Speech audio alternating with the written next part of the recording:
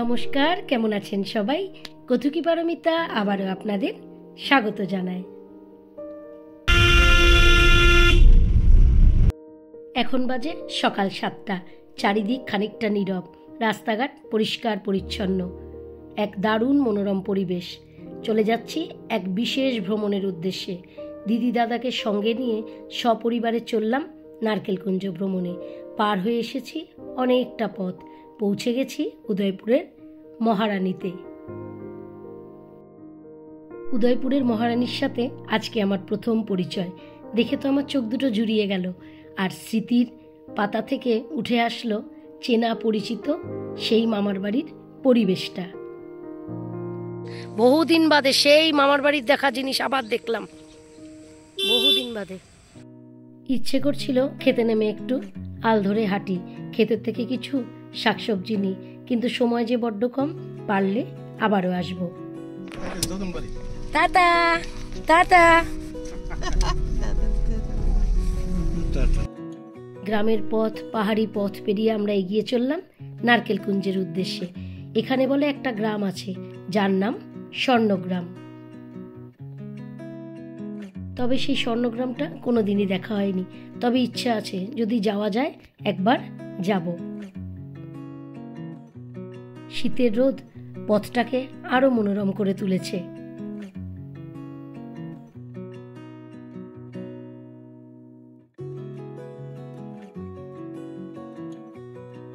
অনেকটা পথ অতিক্রম করে আমরা পৌঁছে গেছি তীর্থমুখে। তীর্থমুখ একটি জলবিদ্যুৎ প্রকল্প। চারিদিকে পাহাড়, আর মাঝখানে এই মনোরম পরিবেশ। রাইমা ও সাইমা দুই নদীর সংযোগস্থলে বাঁধ দিয়ে এই জলবিদ্যুৎ প্রকল্পকে তৈরি করা হয়েছে।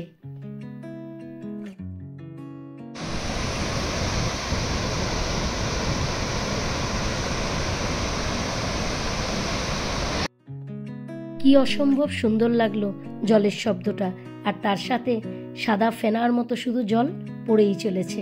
এক কথায় অসাধারণ। আর এই রাইমা ও সাইমা নদী একত্রিত হয়ে খুমতি নদী, যা পরবর্তীকালে নাম পরিবর্তন করে হয়েছে গোমতী নদী, যা আজও বয়ে চলেছে। এখানে পৌঁছে দেখলাম দীর্ঘ গাড়ির লাইন, কারণ আজকে বছরের শেষ রবিবার, তাই এখান থেকে হেঁটেই যাব মন্দির ঘাট। তারপর সেখান থেকে নৌকা করে চলে যাব নারকেলকুঞ্জ।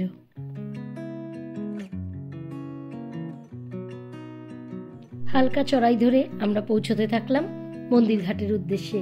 একদিকে পাহাড় আর একদিকে জনবসতি, আবার পাহাড়ের মাঝে মাঝেও কিছু কিছু বাড়িঘরদোর দেখা যাচ্ছিল। অনেক নাম শুনেছি, আজকে প্রথম দেখলাম ডম্বুর জলাশয়কে। এক কথায় চমৎকার, আলাদা। ও বলে আসতাম। ওই যে সাইনবোর্ডে লেখা নারকেলকুঞ্জ আইল্যান্ড 11 কিলোমিটার। বেশ খানিকটা সিঁড়ি বেয়ে মন্দির ঘাটে পৌঁছতে হলো। আজকে পর্যটকের সংখ্যা অসংখ্য, তবে নৌকাও আছে প্রচুর। আর তো সমানে ফটো তুলেই চলেছে। সত্যি ওপর থেকে মন্দির ঘাটটাকে দেখতে এক কথায় অসাধারণ লাগছিল। কি অসাধারণ দক্ষতায় এই মাঝি ভাই এত নৌকার মাঝখান থেকে নিজের নৌকাটি বার করে আনলেন। কিছুক্ষণ বৈঠা পাইলেন, তারপর নৌকার মেশিনটা চালু করে দিলেন। আমরা প্রায় 15 জন মিলে নৌকাটি ঠিক করলাম। তবে স্থলপথেও যাওয়া যায়, তবে জলপথে যাওয়ার মজাই আলাদা। বরাবরই জলকে আমি একটু ভয় পাই, তবে নৌকাতে উঠে চারিদিকের দৃশ্য দেখে ভয় গায়েব। জয় মা, জয় মা।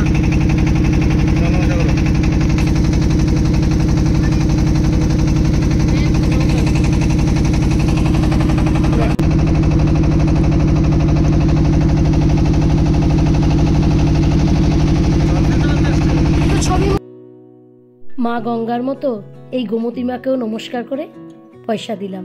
দূর থেকে এই ভদ্রমহিলাকে দেখছিলাম একা একা বৈঠা বাইছে। দেখে মনে হলো নদী ও জলাশয় এনাদের মা। আর ওই যে দূরে রাস্তাটা, ওটাই মনে হয় স্থলপথ।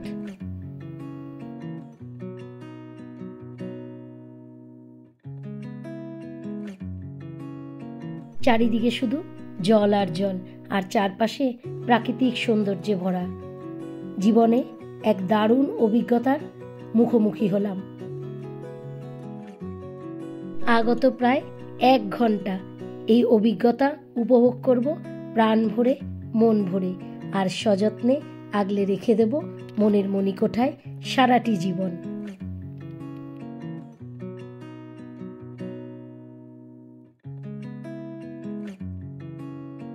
উনি হলেন ওমের বাবার ছোটবেলার বন্ধু ইন্দ্রজিৎ দা।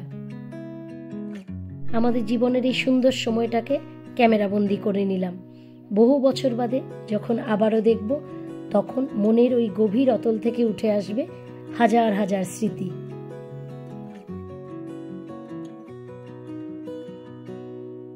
আরো কিছু ছবি তুলে নিলাম আর উপভোগ করতে থাকলাম এই নৌকা ভ্রমণকে। আর দূরে নীল শার্ট পরা উনি আমাদের মাঝি ভাই। এই মাঝি ভাই ছাড়া নৌকা ভ্রমণ অসম্পূর্ণ। আমিও কিন্তু সাহস করে এখানে বসে একলা একটা ছবি তুলে নিলাম। দূর থেকে পাহাড়টাকে দেখে মনটা জুড়িয়ে গেল। চলে এসেছি নারকেল কুঞ্জর প্রায় কাছে। পৌঁছে গেছি আমাদের বহু আকাঙ্ক্ষিত নারকেল কুঞ্জে। বাইরে দেখি মাছ ভাজা ও চপ বিক্রি হচ্ছে। ওই যে নারকেল কুঞ্জ আমাদের স্বাগত জানাচ্ছেন।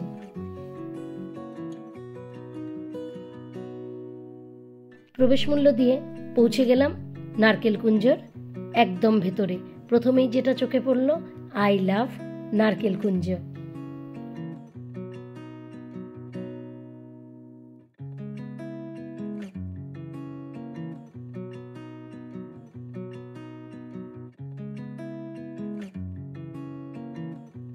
ভেতরে এসে প্রথমেই চোখে পড়ল এই সুন্দর কাঠের রিসর্টগুলোকে। সামনে কিন্তু তারাও ঝোলানো আছে। ইচ্ছা করলে এখানে রাত্রি যাপন করা যায়, তবে তার জন্য একটা মূল্য ধার্য করা আছে। আমরা তো প্রথম এসেছি, তাই দেখে এক কথায় দারুণ লাগছে। আর এই জায়গাটায় গান চলছে আর বেশ কিছু খাবারের স্টলও বসেছে। তবে এখানে পরে আসবো, আগে সামনের দিকটা একটু ঘুরে আসি। ভেতরে আসার পর থেকে ওম শুধু ছবিই তুলে চলেছে। ডান দিকে সব নারকেল গাছ, আরও বলে নারকেল গাছ ছিল, তাই জন্য এই জায়গাটার নাম নারকেল কুঞ্জ। দূরে ওই ব্রিজটা কিছুদিন আগেই উদ্বোধন হয়েছে। ছোট্ট ছোট্ট স্পিডবোটের মাধ্যমে পর্যটকেরা জলের আনন্দকে উপভোগ করে চলেছেন। তবে এদিকে দাঁড়িয়ে তো আমি সবকিছু ক্যামেরাবন্দি করছি, আর ওমরা চলে গেছে সামনের দিকে। বাবা, বাহ, কি সুন্দর কুল মাছ এই ছোট্ট দ্বীপটার মধ্যে বিক্রি করছেন। শিলাদি কই, শিলাদি কই?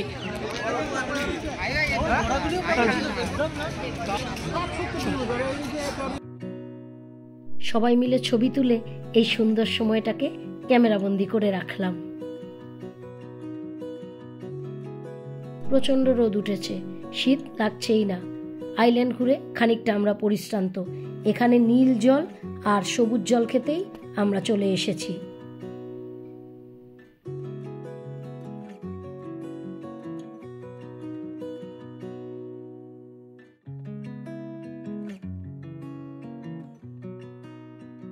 ওই যে এসে গেছে আমাদের নীল জল আর সবুজ জল।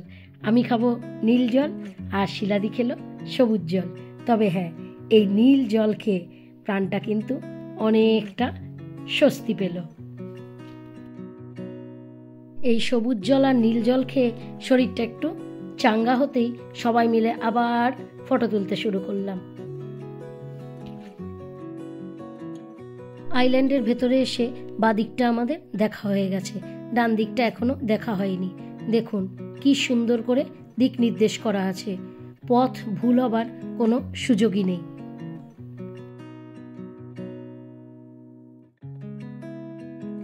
এদিকটা এসে দেখি এদিকটা আরো সুন্দর করে সব সুব্যবস্থা করা। নারকেল পাতার ছাউনি দিয়ে ঘর করা, সাদা কাপড় দিয়ে তাঁবু করা। তবে সাদা কাপড়ের তাঁবুগুলোকে দেখে মনে হচ্ছিল যেন আরব্য রজনীর দেশে চলে এসেছি। পর্যটকদের থাকার বেশ সুব্যবস্থা করা। এদিকের কটেজগুলো এতটাই সুন্দর যে সবাই মিলে ছবিও তুলে নিলাম। নারকেলকুঞ্জ ভ্রমণ শেষ, নৌকারও সময় হয়ে গেছে। বাদিকের দৃশ্যটা এক কথায় অসাধারণ, অসংখ্য সুন্দর অভিজ্ঞতা মনে নিয়ে ফিরে চললাম। সবাই মিলে নৌকায় উঠে পড়লাম। মাঝি ভাই নৌকাও ছেড়ে দিয়েছে। তবে চারিদিকের পাহাড় দেখে মনে হলো যেন ঋষিকেশে আছি। ঋষিকেশের গঙ্গা থেকে চারিদিকের দৃশ্যটা ঠিক এই রকমই।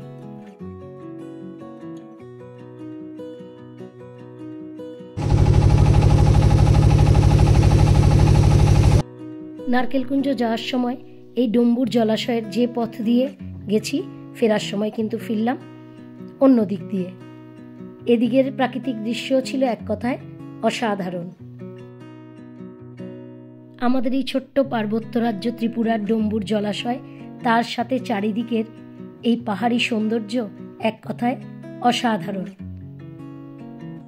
প্রকৃতি যেন তার অপার ভালোবাসা উজাড় করে দিয়েছেন আমাদের এই ছোট্ট রাজ্যে। দারুণ এক অভিজ্ঞতা সঞ্চয় করে ফিরে এলাম মন্দির ঘাটে। হ্যাঁ বাবা, সাবধান।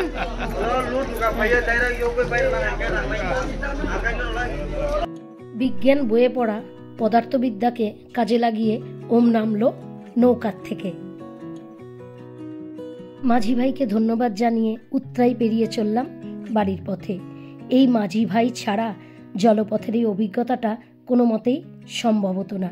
অনেক কিছু শিখলাম, অনেক কিছু জানলাম। মনের একটা অপূর্ণ ইচ্ছা আজ পূরণ হলো। গোধূলির আলোয় পড়ন্ত সূর্য থেকে বিদায় নিয়ে চললাম বাড়ির পথে। ভিডিওটাও এখানে শেষ করলাম। ভিডিওটা ভালো লাগলে ছোট্ট করে একটা লাইক করে দেবেন, পারলে একটু মতামত জানাবেন। ভালো থাকবেন, সুস্থ থাকবেন, আনন্দে থাকবেন। দেখা হবে আবার।